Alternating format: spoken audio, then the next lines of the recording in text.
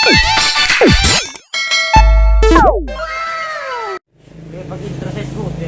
po mga katapsoy. Ngayon po ay pupunta po kami ng Katarman at kukuha po kami ng parcel. May order po ako sa may order po yung aking kaibigan sa Shopee. Tapos hindi po madi-deliver dito sa Lawang. Kaya kami na lang po yung kukuha doon sa GNT.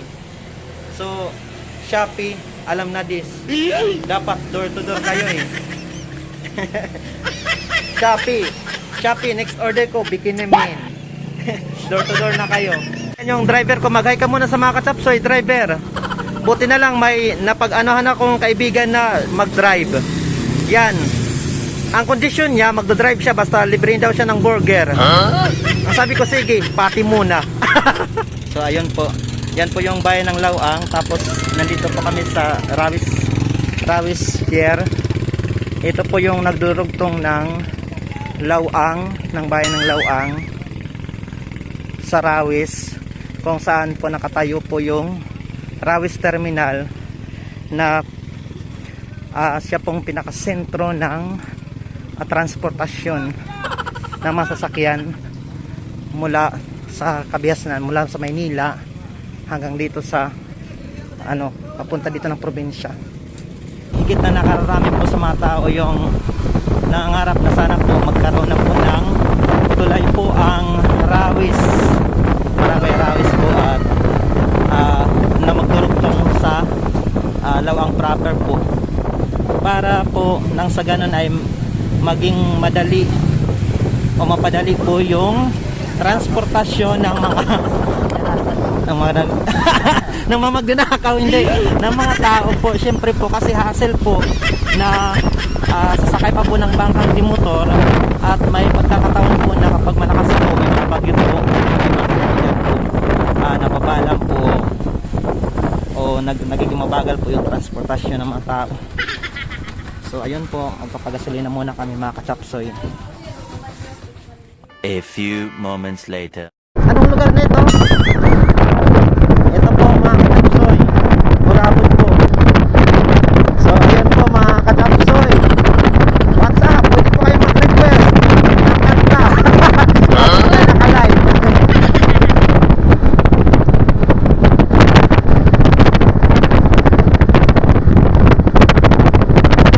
Ano ba naman to? Dati ko pala yung pakiramdam na naka-helmet. Parang bumabagyo ka sa sa hangin.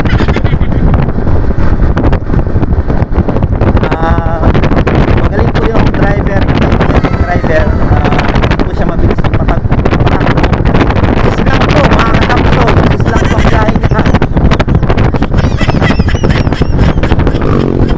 So ayun po, nood lang po kayo.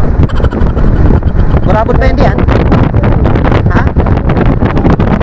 Wow, ito po mga katapsoy, ang tawag dyan, tulay. Tulay po yan mga katapsoy.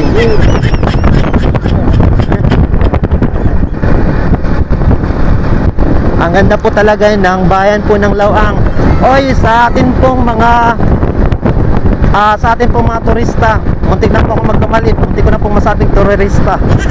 Sa atin pong mga turista, wag po kayong magkatabiling pumunta po ng bayan ng norte po, ng Northern Samar po. Talaga naman pong napakaganda ng Northern Samar, lalo na po yung bayan ng Lawang. Marami po tayong ipagmamalaking mga attraction dito, pero kadalasan po mga natural attractions po, kasi hindi pa po masyadong develop yung ating lalawigan. Pagdating po sa mga facilities o amenities po ng mga attraction po, pero mga natural attractions po, napakarami po na magagandang beaches natin dito. Tapos kahit po yung mga native na pamamaraan po ng pamumuhay, maaaliw po kayo dito sa amin. Sa mga pagkain po, mga native, mga local po na mga products, sa mga native foods, marami po, napakasasarap, grabe. Maski nga ako, hindi na nga ako tumitikim kasi nakakabaliw sa ang sarap. para akong baliw talaga dito. Ako lang yung nagsinalita. Ano ba yan? Woo! Dapat pala, nagdala ko ng bagong headset para nalagay ko sa'yo para pag nagsasalita ka, nare-record mga kachapsoy. Para talaga ako nitong tanga. Buti na lang, maganda yung view. So, ayun po. Ito po yung boundary ng bayan ng Lauang sa bayan naman po ng Pambuhan.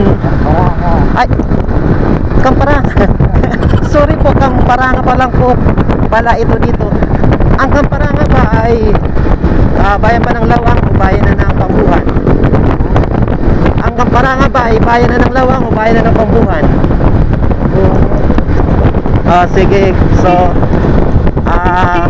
para po sa may alam po, comment down po kung ano po yung Kamparanga po. Ito ba ay sakop na po ng bayan ng Lauang o sakop na po ng bayan ng Pambuhan? So, ito po mga kachapsoy. Para akong nag-DJ nito. Tapos ang background, yung napakagandang sigad. Sigad. Ano ba yan? Napakagandang kalsada po ng Lauang ng Northern Samar po. Biyahe po kami mula sa Lauang papunta ng Carman. So, bukod po sa mga magagandang attraction po ng Northern Samar, isa pa po sa napakaganda po pong isipin at pasyalan. Bakit po napakagandang pasyalan ng Northern Samar? Dahil po presko po yung hangin, presko po yung hangin po. Itong driver ko, ang ano nito, ang palayaw nito hangin. So, presko po yung hangin, presko po yung mga pagkain. At yung mismong nagbablog po, presko po. Hindi po presko na mayabang ha, yung presko na fresh.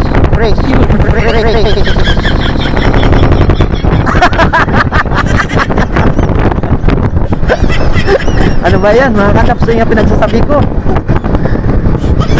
So, sana naman po sa gagawin kong itong pagbablog na ito, umasinso po tayo. Nangarap para naman po makatulong din po tayo sa mga kaibigan natin sa industriya. Makatulong po tayo sa maraming mga Nortihano, mga tao po sa Northern Samar. Lalong-lalo na po sa mga doon sa mga kapispalan po. So, ayun po. Tuloy lang po kami sa aming biyahe. At harinawa po yung aking battery po ng aking cellphone ay kayanin yung ating biyahe. Dahil manaka-naka, mga mahigit 1 oras ata ito eh. O kung hindi man, almost an hour yung biyahe po natin. So ngayon po ay binabaybay po natin yung kalsada po ng Pambuhan. Alam ha? Alam niyo ba may ano ang tawag dyan? Pambuhan? Ayan po yung sabungan mga kachapsoy, bawal po yan. Alam niyo ba may sikat po na kanta dito sa Pambuhan? Yung kumbaga sa sikat na kanta, kumbaga sa atin sa Pilipinas, pambansang awit. Hindi, may sikat po kanta dito sa nila. Yung pamagat po nito ay Usog Pambuhan po. Shout out sa singer po ng Usog Pambuhan, ganoon din sa gumawa ng lyrics ng kanta. Napakaganda po. Kantahin ko po ha. Hindi ko po kabisado pero subukan ko po. Usog Pambuhan. Nananap tong. Limutan ko kagad. Usog Pambuhan. Hello, my goodness, mga kachapsoy, sorry po. Hindi ko pa masyadong kabisado. Ayan po, ayan po. Anong tawag yan? Mark ba yan? Basta, ano yan? Kumbaga, palatandaan po ng Pambuhan. Ganda po. Ang dami po magagandang ano dito. Ako niligupa sa kasing-kasing ko, pusa ko na una. Di ka mawawala, di ka mawawala. Ang kasing-kasing ko, pusa ko na una.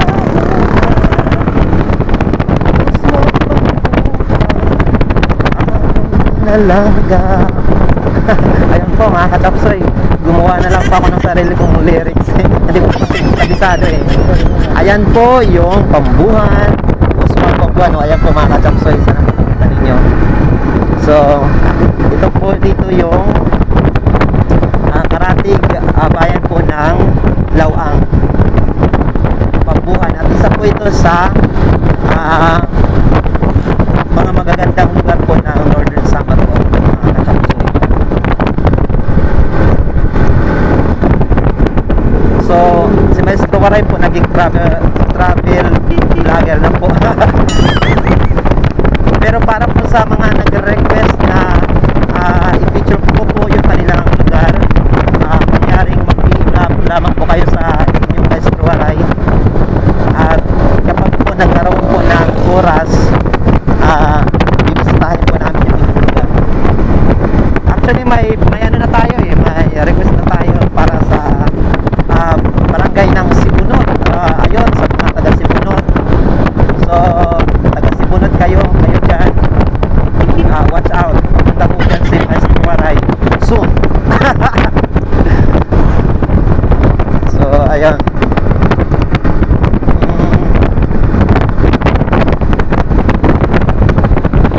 Ano po ba yung dapat kong sabihin? I-edit ko na lang ito ng mga pinagsasabi ko eh. Ang ilalagay ko lang yung mga magaganda.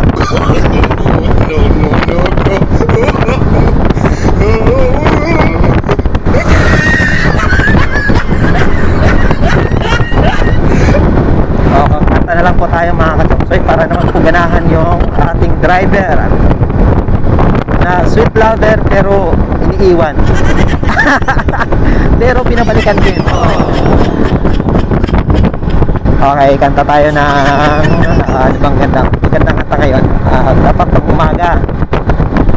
Pag sinabi pang umaga, dapat yung kanta may umaga sa kanta. So, diba, isipin natin. Turo mo sa akin yung ano, ako na yung ng Pambuhan. Ilaw sa tala. Ayan po.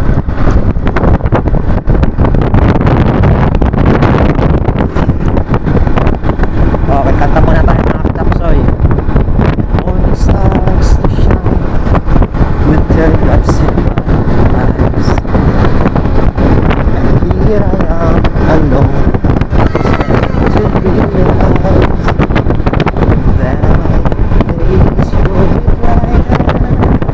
Find that to find things that I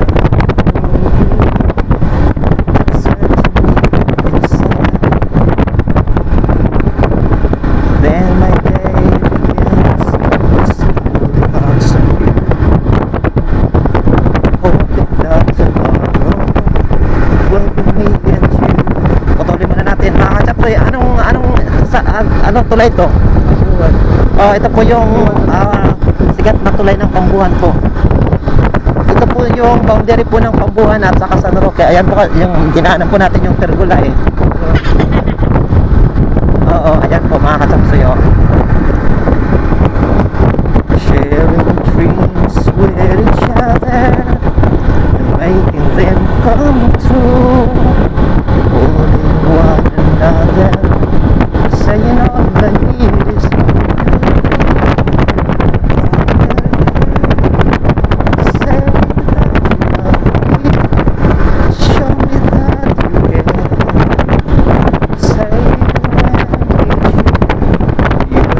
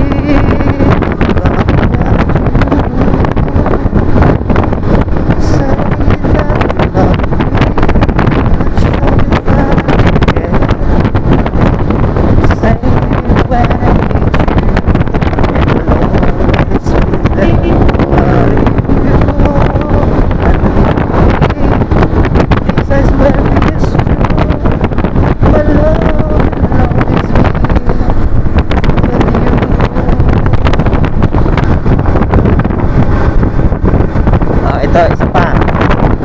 Another opinion po.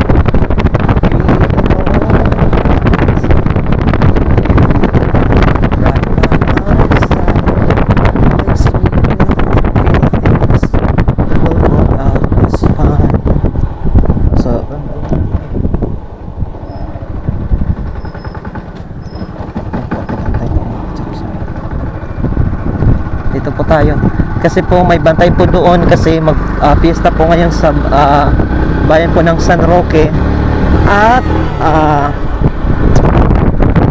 nakatasan po ang lahat na bawal po mamiesta kasi nga dahil nga po sa COVID-19 pandemic. So ngayon mas mainam na rin po yung mga kataploy para po maiwasan po yung pagkaalam ng COVID-19 virus. So ito yung ibang daan po papunta sa Tanang Harman.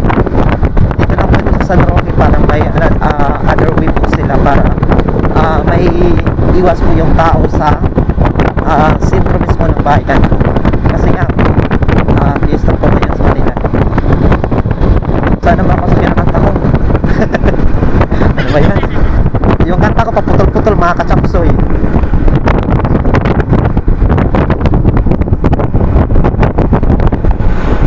Oo, ulitin ko na lang po. Yung kanta po natin ngayon mga katsapsoy ay How Did You Know by Gary V. Valenciano. So, simulan na. I'm so glad that I let you into my life. Ask for my name. You are the most beautiful smile. My life is not a shame.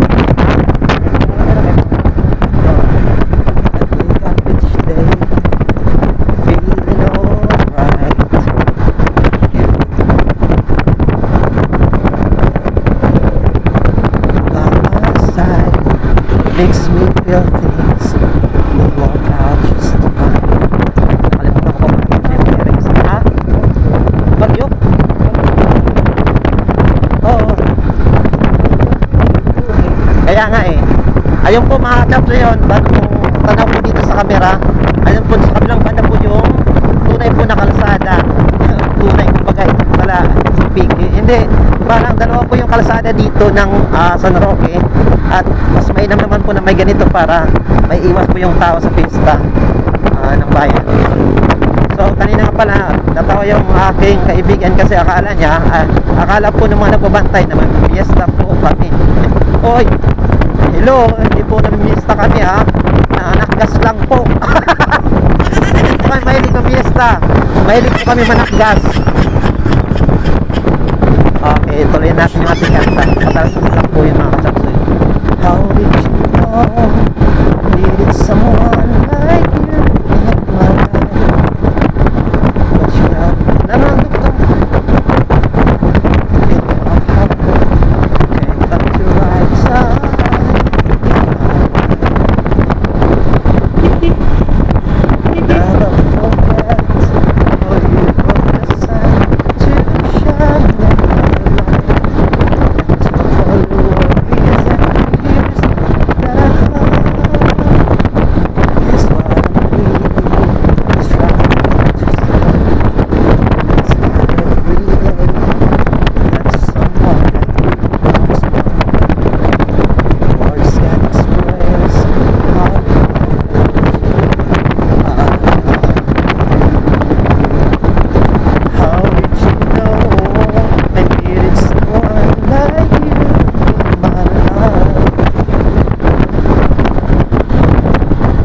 was an empty space in my heart.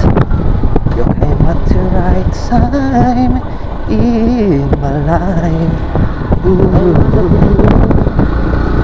I'll never forget how you brought the sun to shine in my life, and to all the worries and fears that I have. It's like trying to say it's not every day that someone like you comes my way. Words that express how much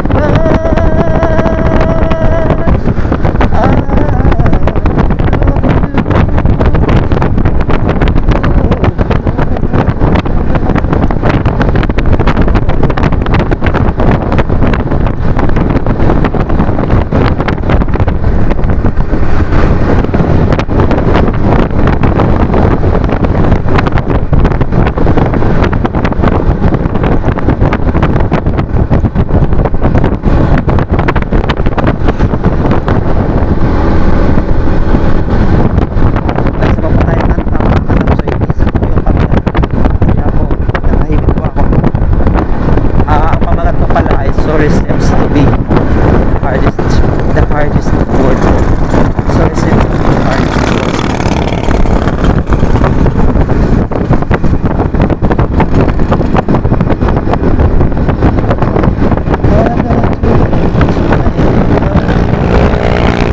Saan po natin mga kasapre, may imaan po kasi na scooter po na malakas ang tunog eh. Ayun po.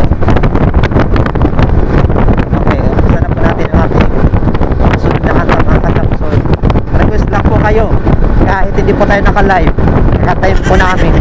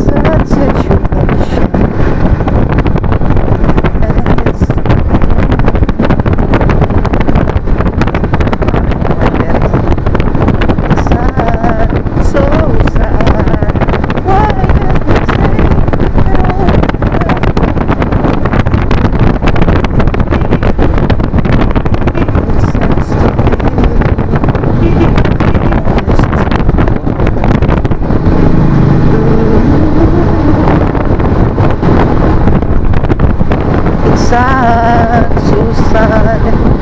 It's a sad, sad situation.